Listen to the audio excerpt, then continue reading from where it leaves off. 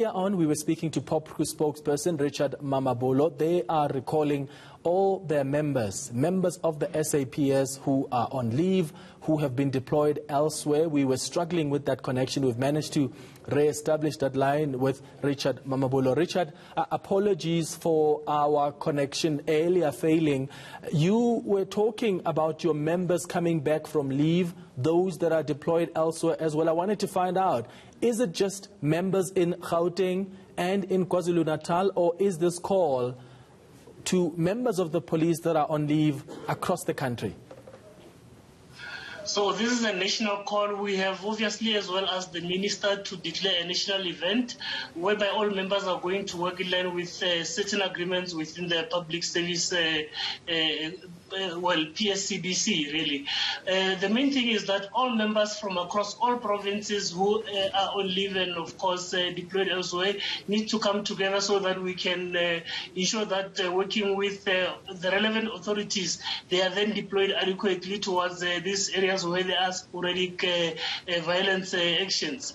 We also obviously calling for all managers, whether you're a brigadier, whether you're a major general, lieutenant generals, all of them need to be deployed to hotspot areas where they can enable the immediate process of decision making, because it becomes quite important that whenever police react to situations, they've got their authorities with them to ensure that all the operations that are to be conducted run smoothly. But as well, I think we also want to appeal to communities. You know, a majority of our members within communities are not part of these violent protests, and we call on them to rein in really and ensure that they obviously call order on some of their fellow community members who have obviously been at the forefront of these sporadic violent attacks.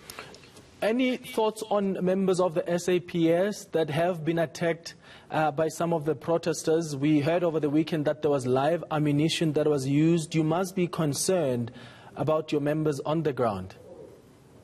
Most definitely, we're quite concerned. I think being an SAPS member is thankless because at every point in the morning when they wake up, they put themselves at risk. You know, many of them have left behind often kids and widowed wives. So it's some form of reality that we have obviously been witnessing over the years. That is why it's important. We've been making a call as Popcru that we need to obviously focus on the kind of relationship we want to build with communities, so that because crime at the end of the day is not only the responsibility of police, but communities as well need to play a role. So it's quite important that even beyond what is currently happening, we then make a reflection around how communities and police relate. Richard Mamabolo, thank you so much for your time.